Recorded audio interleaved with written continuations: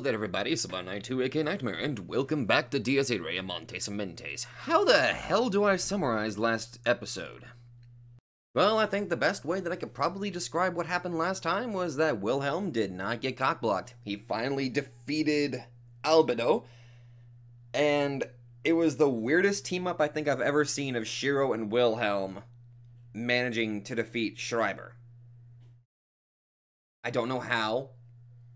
It was the most unexpected thing that I was not mentally prepared for, but my god, it was fucking glorious. Now then! A corpse lay crumpled on the floor as silence hung heavy in the air. While no one could doubt that it was dead, its limbs were missing, while its torso and neck had twisted in odd angles. A certain kind of life seemed to throb within it. The corpse convulsed as if someone had sent a jolt of electricity through it. The arm extending from its chest jerked and dug its fingers into the ground, and soon the remainder of the body that had been connected to it slowly emerged from within. So Shirou just kind of pulling himself right out of Wilhelm. Okay. Death had turned inside out. The one that once lived had perished, while the victim previously devoured reclaimed his life. With the death of the original host, the man trapped within him had gained the chance to be born anew.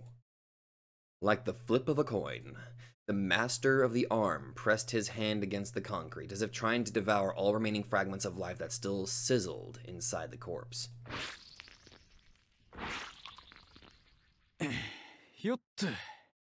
Well, good morning, Shirou. How are you today?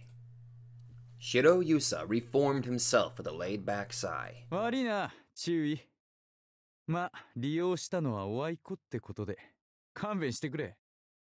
Fuck, I don't give two shits. I'm on cloud 9. I killed that confusing bastard. Have fun.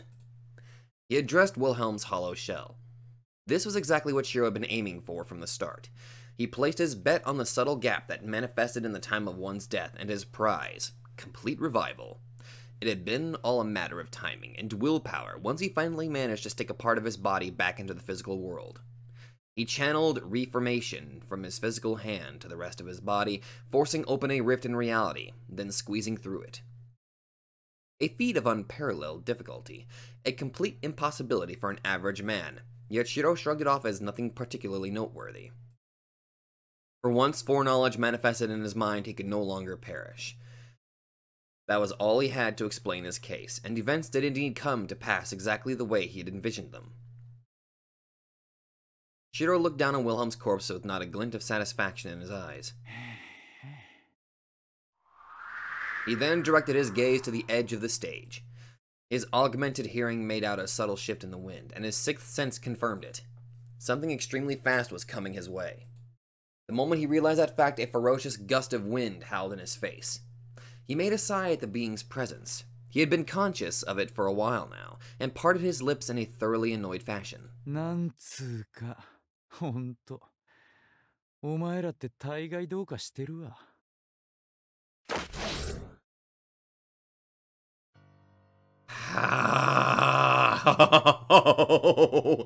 How? 'Twas the Ashen Knight, who was supposed to have dropped to the ground, that landed on the roof. Wolfgang Schreiber reappeared before him, seemingly unscathed.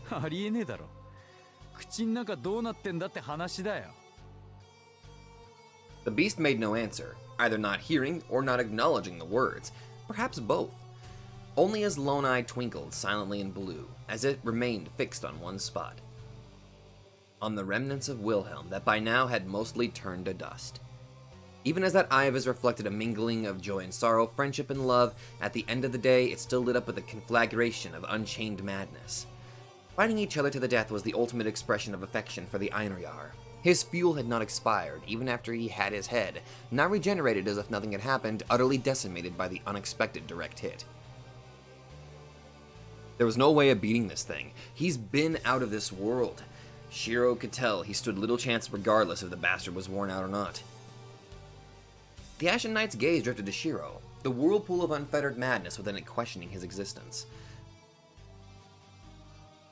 Who are you? Why do you have the scent of base blood? Are you the one to get hit in the way of our fun?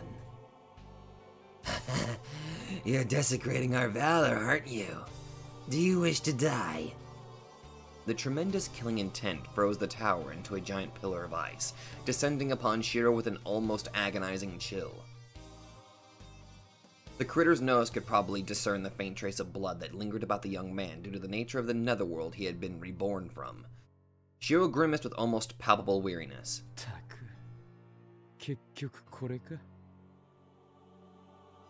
Not a single one of these bastards would ever just piss off and allow him to do his own thing. But just as he was about to unload his gun on the freak...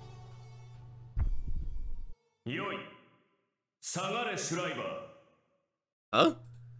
A voice, like a divine revelation, descended upon them with enormous pressure, extinguishing the blaze of battle like it was no more than a candle's flame. Oh, hi! Reinhard Heydrich looked down upon them from the castle's steps, floating below the demonic sky. Schreiber bowed his head the moment the order graced his ears. It was the second time Shirou had encountered the man, but the emotions his presence instilled in him were nothing like before.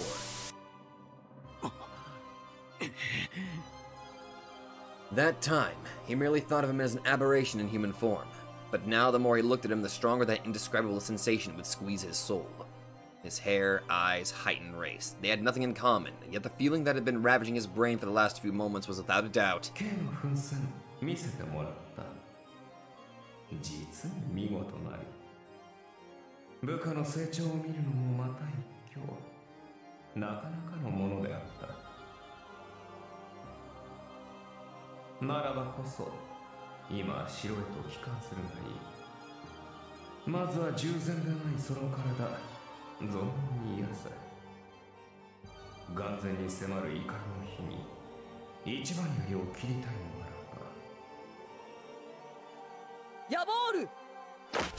His master's voice would reach him regardless of the state he was in. The Ashen Knight vanished the moment the order reached him, his eyes sparkling. Damn! Meanwhile... The beast's pair of golden eyes pierced Shirou for the very first time.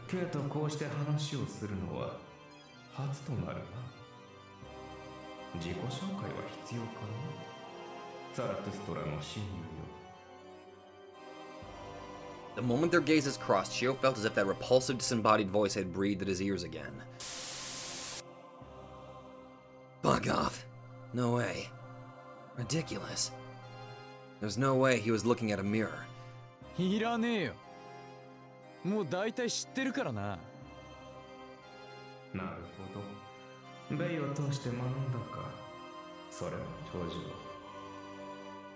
This is definitely different. Last time he got Malleus's power, now it's... I'm wondering how Shirou is going to be able to wield, Wilhelm's power.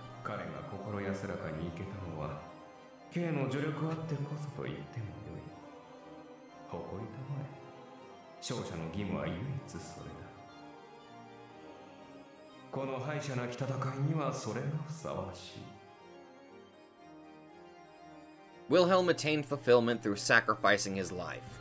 Schreiber triumphed, and Shirou resurrected from the dead. What a fustercluck! In retrospect, this battle came to an end with everyone gaining something. Not a single soul suffered the humiliation of defeat. But that was not what Reinhard had meant.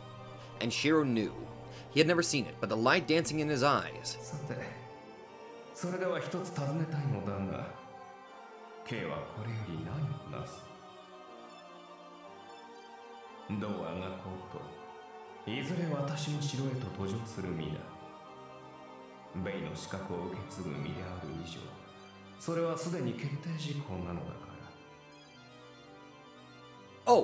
This is something that was actually brought up, and I feel really dumb that I didn't bring this up.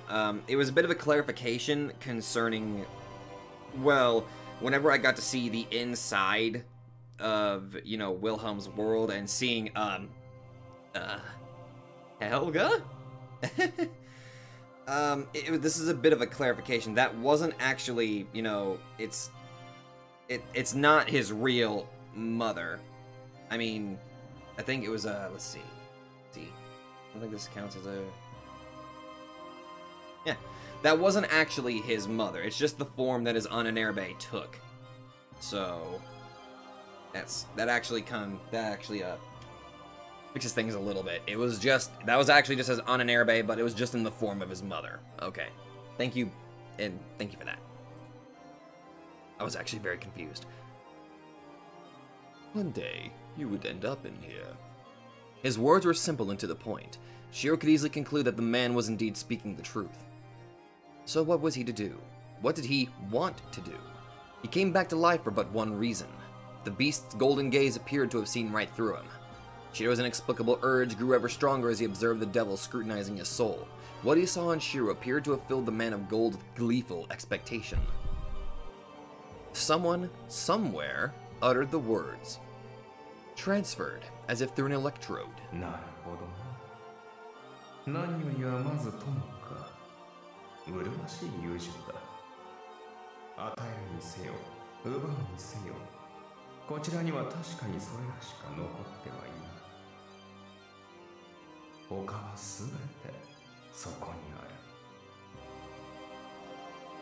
Reinhardt pointed at his own heart and made a faint smile. He was not talking about the organ. He meant all those he had devoured, the souls still whirling within him. What could Shirou do for their sake? Was vanquishing gold truly the solution? If there was anything else, then that could only be. The monarch of gold continued with an expectant smile. His words descended upon his kindred, still staring at him with distrusting eyes, not as the whisper of a devil, but as a revelation from God in all his exalted divinity.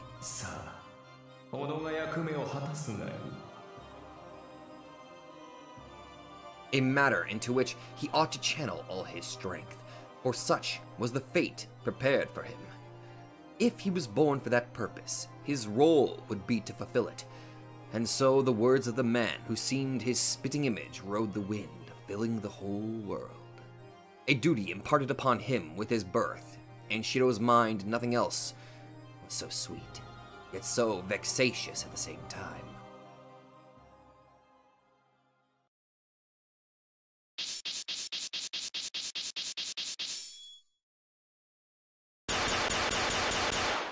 So many dead! I mean, except for Samuel. And now, 7 of the 8 swastikas are prepared. Hip hip hoo fucking ray!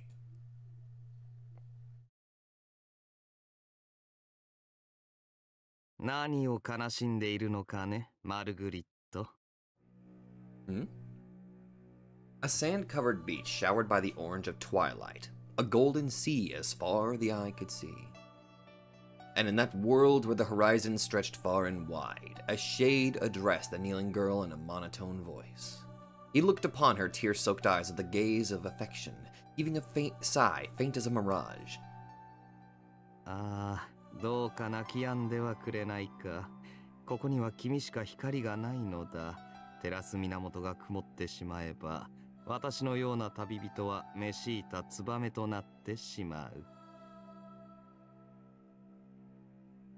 His voice and tone had not changed in the slightest, but Marie, shaking her head, was by now a completely different being.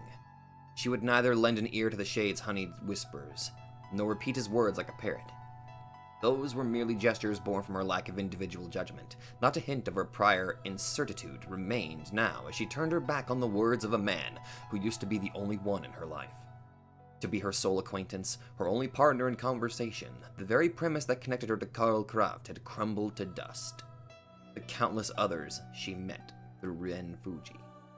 The myriad emotions they stirred within her. Having found something to use as comparison, the shade ceased to be the only one for her.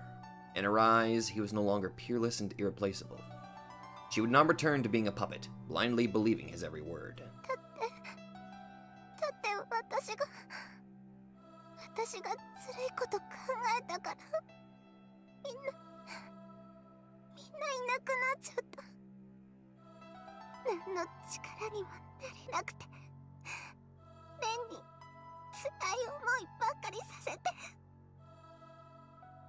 She gained the ability to feel regret, to shed tears for another. A host of emotions raged within her breast, all tormenting her, yet Marie did not wish to disregard the heart she had gained. Discard. Same thing. She longed for atonement, yet the only trade she could apply was the grim process of decapitation, an act that would birth only bitter self-condemnation in her heart. The jester smiled. He, who drifted free and uninhibited across the stage like a fish, found the change in the girl pleasing as he consoled her. それは君のせいではないだろう。無粋なことだが、世の中には人の数だけ道理がある。She would escape harm and remain but a sweet flower. 君が君の中で思い描いた道理ではそうかもしれんが、客観的に見ればこれは他の思惑が起こした悲劇。他者の望みが君の祈りをすり抜けたのだよ。訪れた不幸に理由をつけて自らを貶めるのはやめたまえ。自責と自傷は王噛む蛇だ。それもまた円環となり巡る。果てがない。あれも言っていただろう。起こったことは変えられぬ、戻らぬ、ゆえ思考なり。今の君にはこれこそが真理ではないかな。Despite his monologue, he made no attempt to confirm the theory. Neither did he deny it. But that was all. It seemed as if the man existed on a different plane compared to the rest of mankind. The man Marie held dear would have likely described it as looking down on others, belittling them. But not quite in a derogatory manner. His disposition, instead, resembled that of a giant cherishing ants.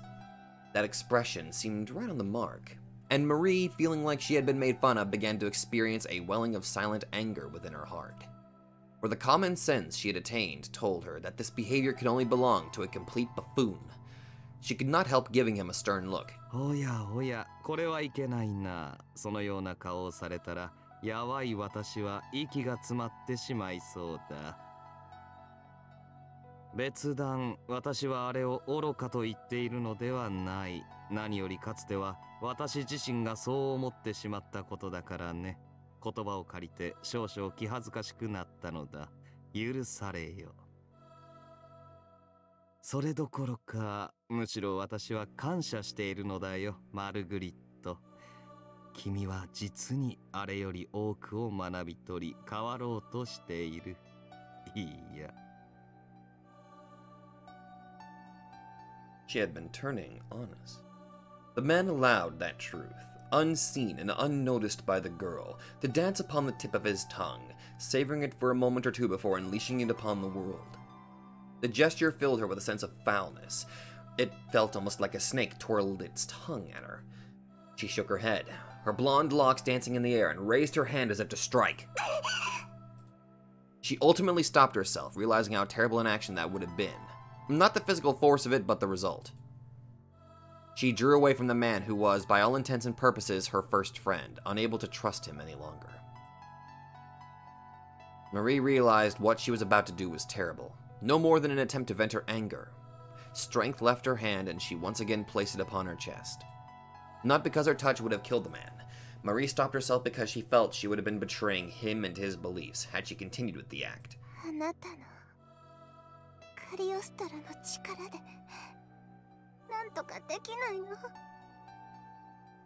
And instead she attempted to clutch at a straw. So she pleaded desperately for help, despite knowing full well that the action was equivalent to selling her soul to the devil.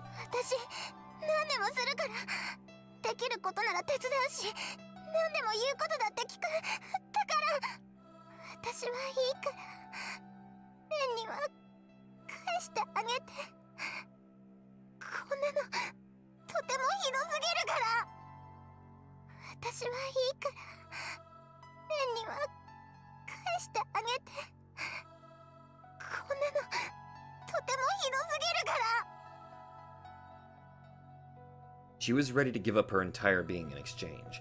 Her plea came as a cry from the very depths of her heart, a feeling she wanted desperately to give shape to. She begged God to grant her this one wish, to return all that the young man had lost because of her. For the first time in her life, she would pray from the bottom of her heart, and she would not care if this is the last thing that would ever be granted to her. She would give all of herself, and so she begged the heavens to let him reclaim all he held dear. She prayed to someone omnipotent, someone who couldn't possibly exist, who couldn't possibly lend her an ear. But the feelings she poured into her prayer were genuine and pure, like that of a martyr. And the man before her was the closest to that sort of being. However... まさか He silently shook his head, his lips forming a faint smile.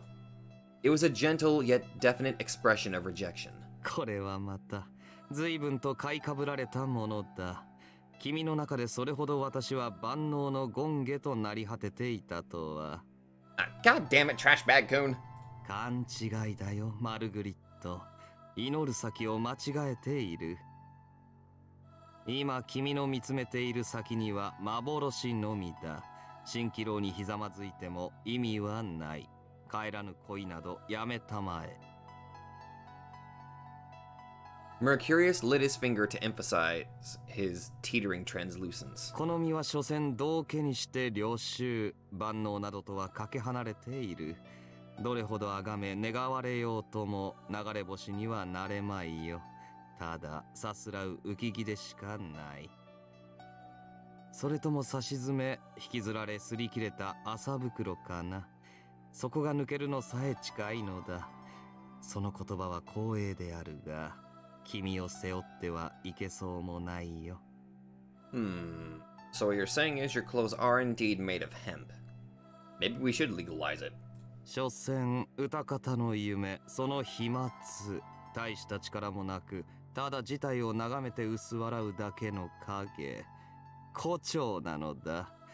どこまで行こうと夢が覚めればただの虫けら。こうして君と会話を続けている人の姿こそかりそめの無双に過ぎぬと思いたまえ。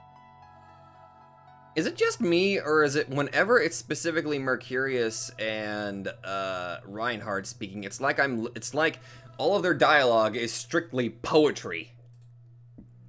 He was merely a jester, a powerless and ephemeral shadow. He weaved one dubious word after another. Marie could not help but feel that all of it was a lie, yet the shade insisted that he spoke the truth. Did he, though? However, the emotions behind his words were doubtlessly genuine. He truly had been disappointed with himself from the bottom of his heart. そんな脆弱な私に君の友人を取り戻す力などとてもとても。ああ、己の非力を嘆くよマルグリット。希少な私を許してほしい。君の瞳に映ったカゲロウはなんと解消のない男なのだろう。今すぐこの身を引き裂かれたいよ。焦がれた女性の願い一つ叶えてやれる力がないとは。Mercurius cast his gaze downward in an exaggerated display of anguish, a genuine apology.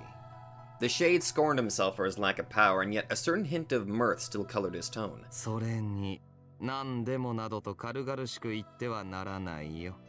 見目麗しい女性がささやくには慎重にならざるを得ない言葉だ。下手に口を開けば悪い男に捕まってしまうからね。This kind of shows that even though she has matured considerably, she still has that sense of naivete to her, you know? He, the biggest swindler of them all, made an amiable smile.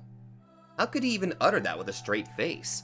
That sole question burned bright in Marie's mind, even after the two had exchanged a dizzying amount of words upon this deserted shoreline.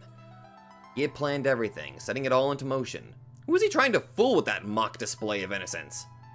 Only his warning rang true. Marie had indeed been trapped by the worst of men. There had been no escape from him, and she also realized that he had already implanted in her a new move that she had yet to grow conscious of. She felt sad and angry. She thought him cruel, but... 私はどうすればいいの？本当に取り戻せないならどうすればいいの？償うために私にできることって何かないの？ Ultimately, only this man would hear her out.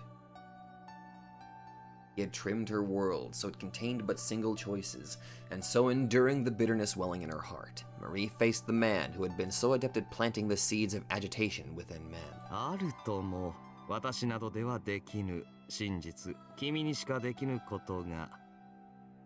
飛翔でも卑俗でも卑劣でも卑屈でも、そして飲み込む破群でもない。永劫不変の輝きを宿し、いかなさんにも溶かせぬ宝石にしかできぬことがこの世にはある。It was as if the question had intoxicated him. The jester weaved his words like he had been awaiting this opportunity.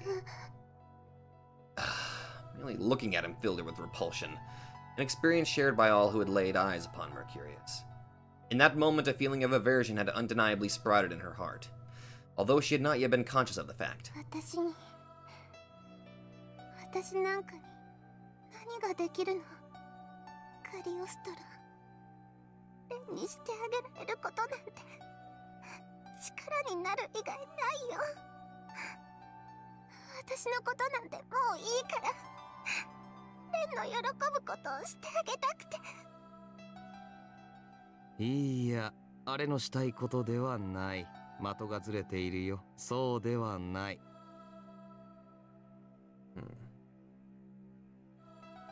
The shadow contorted his lips into the shape of a crescent moon. 君のしたいことをだよ、マルグリット。ああ、当然のことだ。人はやれることしかやれぬ。そしてやりたいことしかやらぬ。行動を起こす愚者が時としてさまよう賢者を出し抜くのはそのためだ。ウサギと亀の童話だよ。やれることをやりたいと思った時、初めて進化が目を出し輝く。勤勉なウサギを前に、亀はどうやって勝てばよい。ならば。Marguerite needed only do what she desired the most. It would result in the excellence that all the actors on the stage yearned for. その祈り、君の渇望でぜひとも全てを包んでくれ。新世界の夜明けを告げる。明星の女神よ。Pray not to the trite of the known, but to the mystery of the unknown. Those feelings would be your true desire, your eternal luster. The shadow maintained his cantillation as he stood upon that beach of gold, harboring not a shred of suspicion.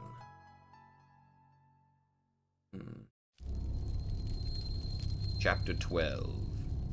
Homo homini lupus.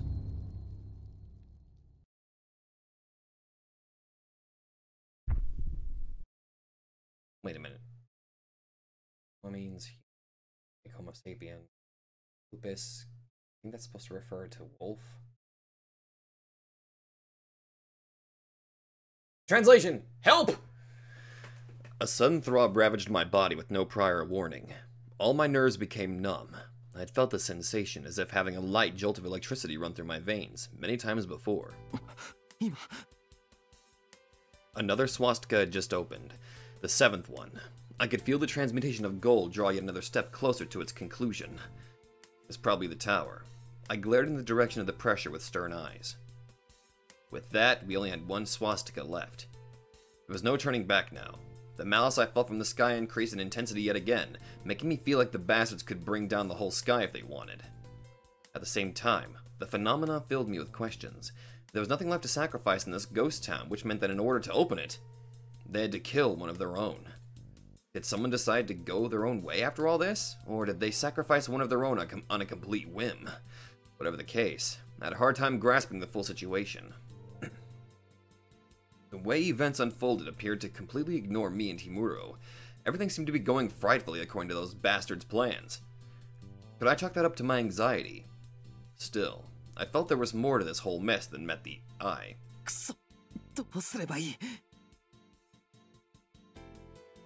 Should I go outside and check? Or remain here behind the barricades? A choice between launching a surprise attack or defending the castle. I lacked the information to make a proper decision. I've been left out of their game. They gave me the illusion of being free like some free-range animal, but they'd take me right back to the slaughterhouse the moment the final battle drew near. God damn it! At this rate, I'd only stay one step behind the bastards. If I wanted to ever have the upper hand, I couldn't stay forever passive. I needed to take action, and soon. 残るスワスチカの場所は学校だね。 Their decision to leave the place neither of us could turn a blind eye to as the final location reeked of malicious intent. The fact made me feel lightheaded. No way it could have been a coincidence. Even if I'd forever lost my chance of being a normal student again, the place still held too many precious memories for me. all things I wanted to protect from their vile poison. Which meant that we had no choice but to head out, and most likely destroy the final sanctuary of our everyday lives with our own hands. They were scum. Whoever came up with this setup was rotten to the core. Just thinking about it made me want to puke my guts out. 悪どいよね、やり方。ここまで性格悪いと感心するよ。They kind of are dicks, aren't they?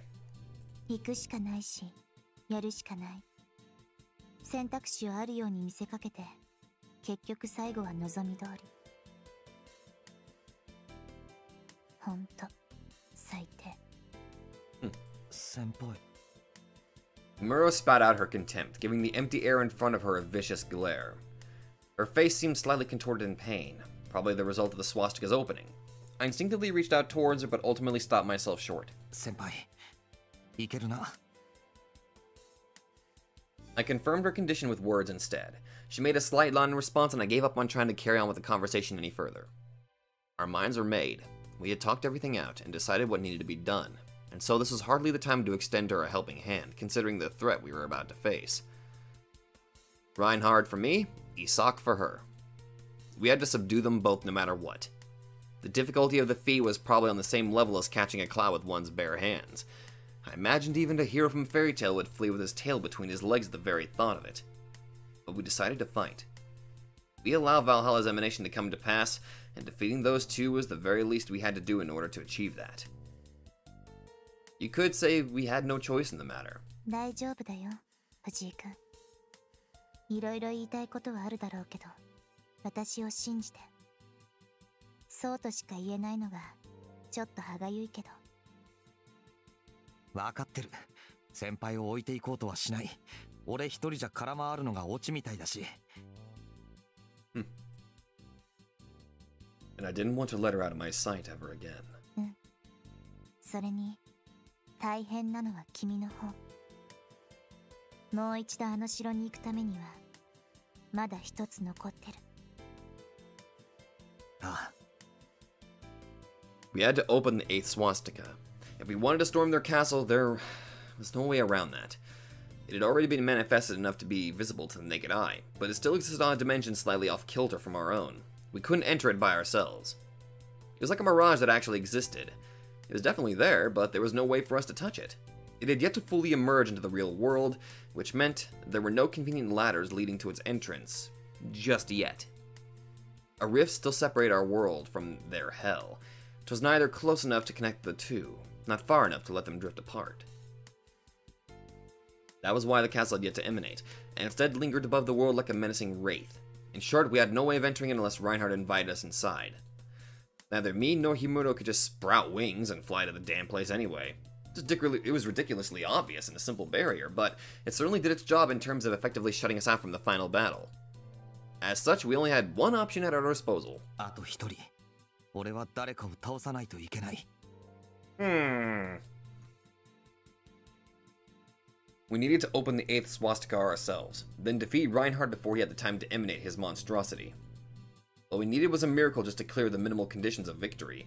We had to put our lives, our souls, and everything else on the line just to have the faintest glimmer of hope in this deadly race against time. I had to take care of the battalion of 3 and their master in one fell swoop. It was impossible, ridiculous, reckless! We knew that more than anyone, yet our only choice was to bet everything on a miracle. Which meant I had to figure out how to open the 8th. Contrary to what I've been doing up until now, I'd actually help Reinhard enter our realm, and if I was lucky, take one of his subordinates out of the equation in the process. All so we could fight each other at full strength. Ironically enough, on this one point alone, our objectives coincided. In which case... 奴らのうち、誰かが学校で待っている。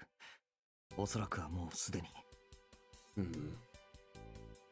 A sacrifice for the swastika, an enemy prepared for me to defeat, someone who existed merely to light the flame of the final battle. Considering the strength of the remaining bastards, I'd have guessed it to be one of their battalion commanders. Please don't let it be Shirou. Red, white, and black. It was most likely Nigredo, the somber knight who seemed to have an uncanny obsession with me. Because I have like this sneaking suspicion in the back of my head, I don't want to imagine it, but what if the story tries to put it to where Shirou and Ren have to fight at the school? I mean, how fitting would it also be considering the novel started with them fighting on the school roof, and here on this final route, it's them fighting on the roof again. But I don't know, I kind of want Shirou to actually help in the final battle. I mean, having the ability to drain shit all around you would be fantastic. If he could grasp it, though. It would make the most sense for them to position him there, likely as the final piece to trigger the completion of my growth. I had to prepare to fight that Goliath. There was no one else who could have been waiting for me there. And yet... Fujii-kun? What the hell was this? I couldn't shake off this vague feeling that something was not right. An odd mixture of anxiety and dread, different from mere terror, sent a violent chill up my spine. What could have been causing this? It felt almost like I could tell that the stage for their twisted game had been set. Like a play or an opera guided by an artificial hand, one in which we were all actors merely obeying the commands of the conductor. With Ren Fuji as the lead and Marie as the heroine and blade to be wielded, we were entertainers who would please our audience by using monsters in human skin as our stepping stones towards the grand finale. A saga of heroes with a plot, both simple and aberrant to tradition. Adherent, sorry. Yet tragic enough to tug on the heartstrings of all attendants. A trite story about a snotty greenhorn who attains a legendary weapon and challenges a great threat, accumulating victories and defeats as he gains experience and levels up. One time he suffers a complete defeat, leading to a mental breakdown that is soon soothed by a woman, only for him to rise again, twice as strong, and now was finally the time for him to face the ultimate threat. I knew where this was going. I had nothing to be anxious about. Face the threat, this shall mark the last warm-up before the final act. I could almost feel the whispers of a playwright wearing a sinister smile, no doubt, echo within my mind. The thought made me feel sick. This all felt way too artificial. Everything went as if according to a script. I balled my hands into fists. The thought filled me with a nigh-blinding level of rage. Yeah, it's almost like you're being scripted! I could safely claim that whoever came up with this story was one messed up piece of shit. All the extras that died due to his machinations were than mere statistics for him to toy around with. Life that once filled this town. Happiness, joy, sorrow. He used them all as mere kindling for the climax of his story. Would such a malicious script truly have a fair duel prepared for me? Would the bastard who'd been hoping for my growth be satisfied by erecting a merely physical wall in my path? I had a premonition that whoever was waiting for me would prove to be both the final and greatest trial in my life. The ultimate monster birthed by the perils of fate. Someone who couldn't coexist with Ren Fuji no matter what. The final... Oh. Hmm? 電話なんで My phone started ringing before I had the chance to finish my train of thought. Not a single living soul had been left in this town, which meant no one could possibly make this call except... My heart rate increased. Beads of sweat began to moisten my skin. I had trouble keeping my breathing even. An inexplicable surge of anxiety overcame me. My entire body screamed rejection as if it already knew what would be in store for me. Don't pick up. Alright. Don't even think about touching the receiver. Just be on your way. Completely ignoring the warnings of my inner voice, my body took a step forward and picked up the receiver. For a moment, everything went silent. I never thought gulping down one's saliva could feel this loud. Eventually, a voice greeted me from the receiver. It had been enough to render me completely speechless.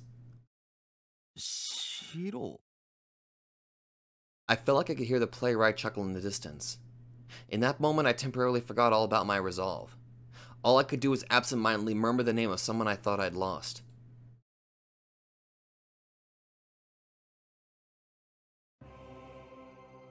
In the center of the Devil's Castle, where the throne of the dead swayed ceaselessly within the rift between reality and unreality, Reinhard Heydrich frowned upon these fresh developments with the gaze of a monarch. At this point, the whole of the city resembled a miniature in the palm of his hand. The annihilation of all of its inhabitants hardly necessitated moving a finger. He descended to the realm of gods, and with his affection towards mankind knowing no other way to manifest itself but through utter and absolute destruction, he was without a doubt the incarnation of a malevolent deity. Perhaps even the devil himself. The Legion of Demons had conquered and occupied Shambhala, delivering it into his hands. As such, it was only natural for him to know all that transpired within it. No phenomena in the town could escape his all-seeing gaze. He could see through a gust of wind. He was conscious of every single grain of sand dancing in its embrace. And now his eyes have been mixed on the last of the remaining swastikas.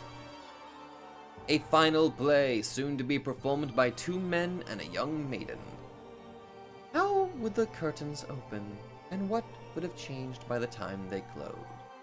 What manner of song would usher in the final chapter of Grand Gunal?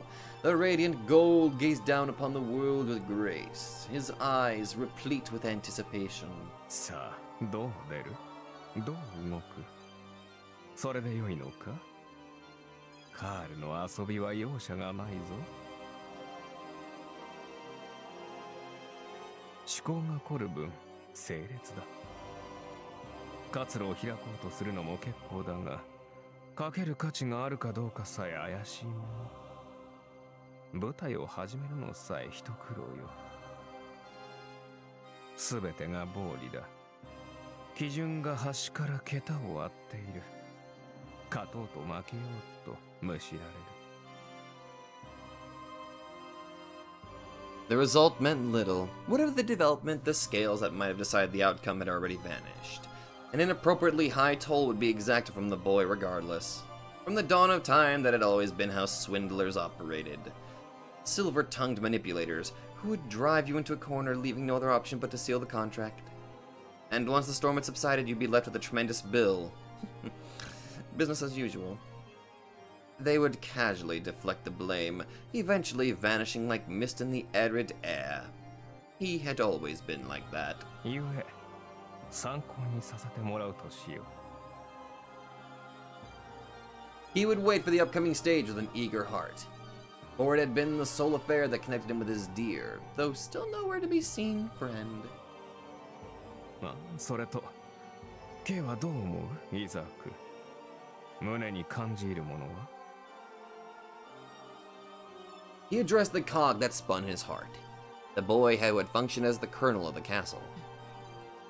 A trivial, insouciant conversation.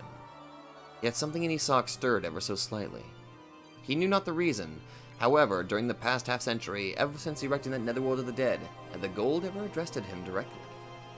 It was true that he had been impoverished. The tremor that shook the castle during that earlier battle had affected his very soul. It was impossible for him to wear out, yet not even an inherent cog could escape the jaws of exhaustion. As such, he assumed he had misheard it. どうした？何か言ってみるがいい。大概のことには答えよう。The subsequent voice, however, proved that it was no trick of the ears. 他の者たちとは語り尽くした。残るは K しかおらんのだ。胸に秘めたい。何かあるなら吐き出してみろ。余暇は幾ばくもないぞ。我が総軍、出撃の時は近いのだ。挑むにふさわしい好敵手が息吹を殺し、牙を研いで待ち構えている。小さき魔人だ。あまりに儚い。愛にすがり迷い失い、それでもなお私を拒絶する。脆弱で強靭な魂。成長する姿は敵味方問わずこの者を撃つ。あれは私を、我々を、全てを倒すつもりだ。本気でそう思い、実行するつもりでいる。素晴らしいとは思わぬか？己が全て長きにわたりために溜め込んだ蓄財。我ら真に一体となり、ぶつけるに足る敵手が息巻いている。永遠の脱皮を遂げ、今まさに完成の兆しさえ見せようとしている。ならばだ、Kは我が礎となった第一の功労者。今もこの魔女を滞りなく維持する。いわば屍を存命させる細胞核よ。時は来たのだ。いたわろ。ゆえ、語りかけてみよ。何を欲する？何が知りたい？何をこそ求め、母さえも我が身に食らい取った？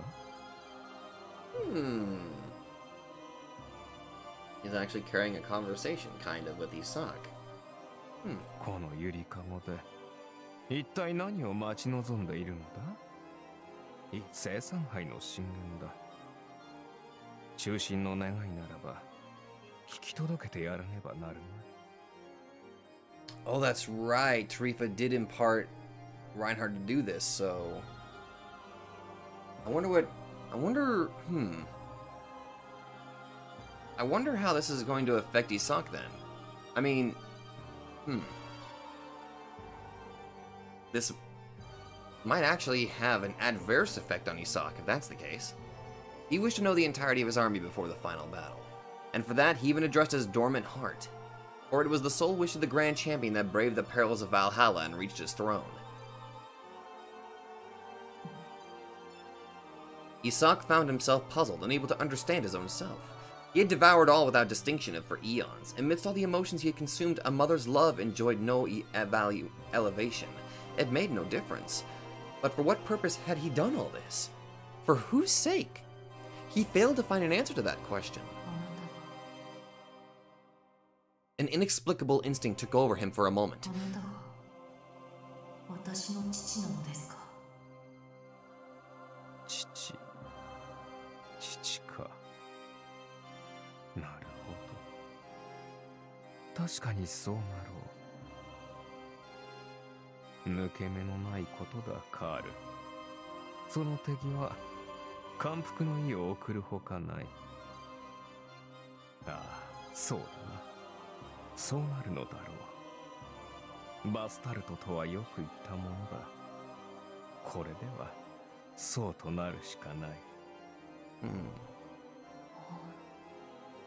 Isak grew hesitant as Reinhardt acknowledged the scheme and the blood relation he had never been conscious of. It was as if a puzzle, neglected for long years, had just abruptly solved itself. Reinhardt made a mischievous smile, jestingly condemning the swindler who managed to pull the wool even over his eyes. His thoughts drifted far, his attention abandoning the boy. And this self-confirmation, completely disregarding the center object of the puzzle, appeared distorted even to Isak's eyes. The biggest mystery of the obsidian table, the seed that gave birth to the Sonnenkind. The golden beast uttered the answer with ease, smiling with delight. Emotions incomprehensible to anyone but him surged within his breast. Isak was no exception, having lost his train of thought as well as the ability to continue. What had happened? A part of himself seemed to have been distorted. He'd always thought the man of golden locks to be his father. There was simply no other possibility, and even if it turned out to be false, it mattered little. The golden father and son were one. Their very souls had merged and fused together. A trivial matter like blood relations meant nothing at this point. But if such was the case, what made him ask that question? こちらの話だ。ではそれでよかろう、イザークよ。K は我が血肉から生まれた嫡男。血のつながりを持つ男児なり。さすがの私も起こった事実は覆せん。それが分かった以上、認めぬわけにはいくまい。知らぬ存ぜぬのままを通すほど無知でも高顔でもないのでな。ならば。He spoke the words without hesitation. His tone was flat, yet imbued with unmatched gravity. He thought him to be his father, and he was. That ought to have concluded the matter, but then why did he keep clinging to it? Whatever emotion it was that drove Isak to part his lips yet again, he could not name it.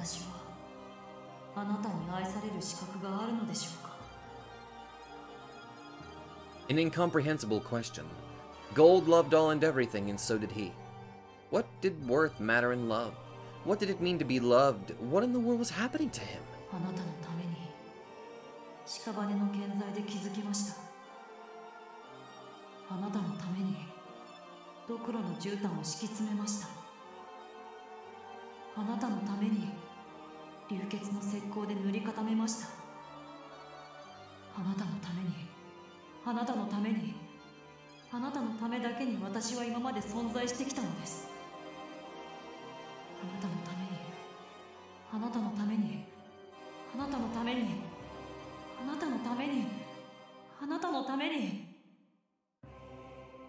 The cog of his mount went haywire.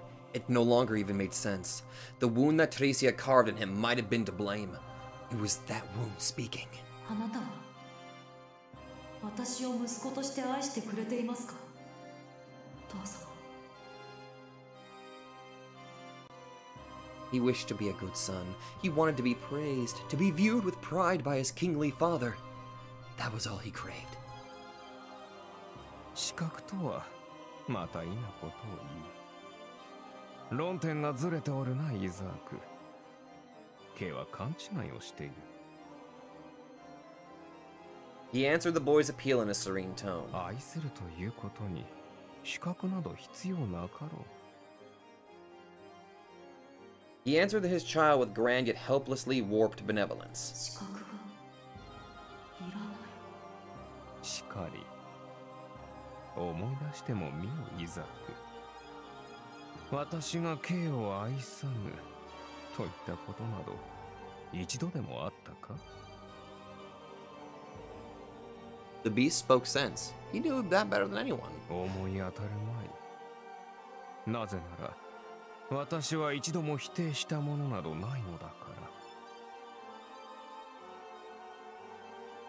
ら。 But why did it sound completely off somehow? 常々言っているであろう。私が愛していないものなどない。それが本音であり、全てと言ってもいい。破壊という形態のため、余人とはかけ離れているが、K は知っているはずだ。Indeed. And Isak was no different. He had known it from the beginning. After all, he'd always said the same thing. そうだ、イザーク。それこそが私の母女。私は全てを愛している。かねてよりそう言い募っているではないか。 Those words pointed at one universal truth with complete clarity. The unchanging foundation of Reinhard Heydrich. Indeed, it would never change. 愛しておらぬわけがなかろう。私は自らに類する者も、あだなす者も、皆等しく愛している。例外はない。何を感じて不安を抱いたかは知らぬが、杞憂であったな。愛していたとも、初めて会った時から。そして、血のつながりを知った今でも、寸分たがわず愛している。不変なり、ゆえ崩れぬ、喜ばしかろう、絶対の愛だ。たとえこれから先、K がその役目を終え、擦り切れようとも、それは変わらぬ。案ずるがいい。切り離されようとも、翻意されようとも愛してやろう。未来永劫、この城の中で。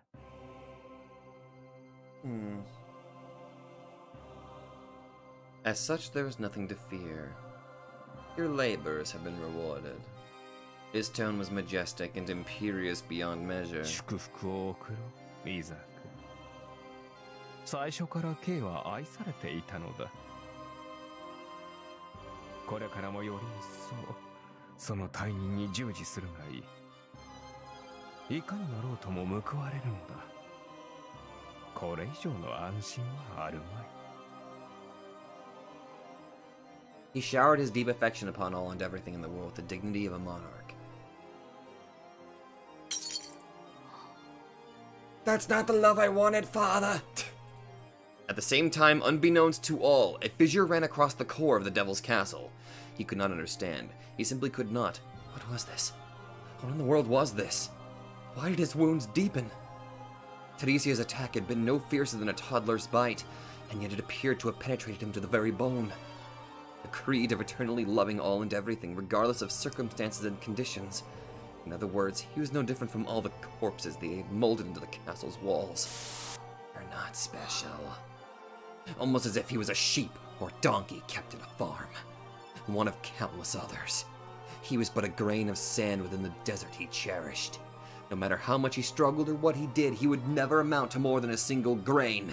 That was the nature of the king's love. Forever. He had been declared a grain of sand by his own father. Another minuscule part of the rabble that filled the world, no more. It did not matter whether he was loyal and helpful, foolish or spiteful, he would eternally remain on the same kind of scales. A single pin of the gear broke away. The Devil's Castle, immaculately designed, had begun to slowly creak and tip under its own weight. Metal fatigue had finally caught up to the ultimate creation figment. It was but a slight crack, yet it led to the otherwise impossible failure of an intricate mechanism.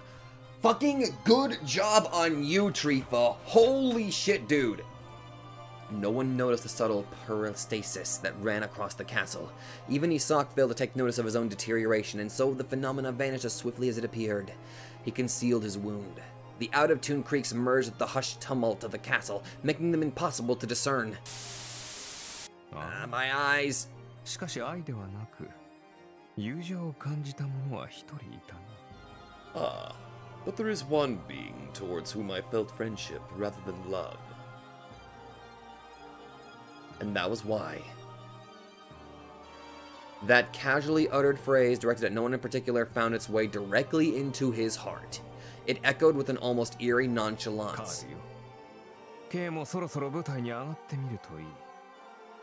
見えるもの、感じるものがまた違って見えてくるというものだ。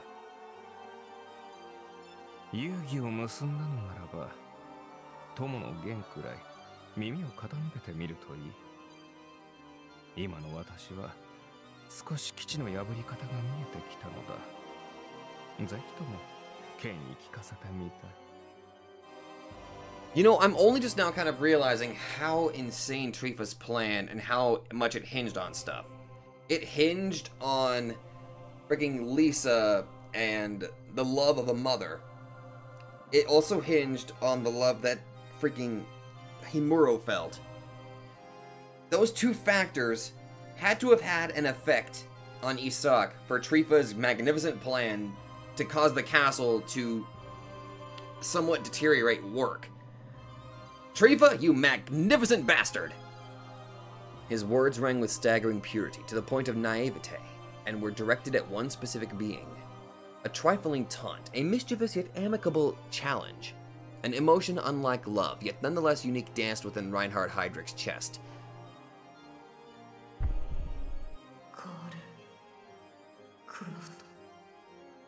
An unpleasant sensation assailed Isak then, not unlike what one feels upon encountering a centipede wriggling on the ground.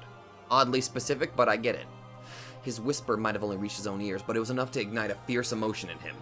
A deep-rooted malice clouded his vision like black smoke, potent enough to make him want to grit his teeth. A wound he had suffered by devouring his mother and meeting Rhea. A feeling unbefitting the castle, and certainly minuscule enough to escape detection, yet nonetheless it had taken sprout within his chest. He had been an entity that knew only how to devour and swallow. Healing himself was an alien concept to him, and so was managing an emotion that had never graced his gestalt before. There was no way for him to have known how to cope with it. The malice, sticking from his chest like a thorn, would only spread farther. With that, Isak returned to his existence as a mere cog of the castle. The envy in his breast remained a blister that he could not help but prod, hoping for it to burst in a torrent of fresh blood. It did not disappear. It merely vanished from everyone's sight, and there was nothing scarier than that. An inherent gear learned of loss by gaining a father. What would this failure, or rather, a tear that he himself had already forgotten, end up bringing? Quite a chaotic end, wouldn't it? No one knew. Isak dove into the depths like a deep-sea fish, as if praying for his day of release to come.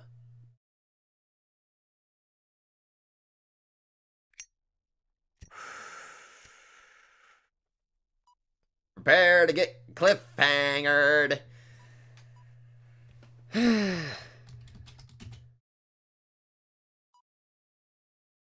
I forgot how to write. But anyway, I'm just gonna casually end it here for right now, just so you guys can kind of hate me. There we go, back to the start. So now I kind of gained an idea of what Trifa's grand master plan was, and that was to disrupt the Devil's Castle. And I mean, good lord, dude, you were really betting on Lisa and Rhea's involvement in this, and it somehow fucking worked. Though I am wondering how this is going to play out now. I mean, with this, technically Rhea now has a bit of an advantage against Isak. His guard's going to be down, I think, because of this. Well, I wonder if Reinhardt is even aware of what he just did.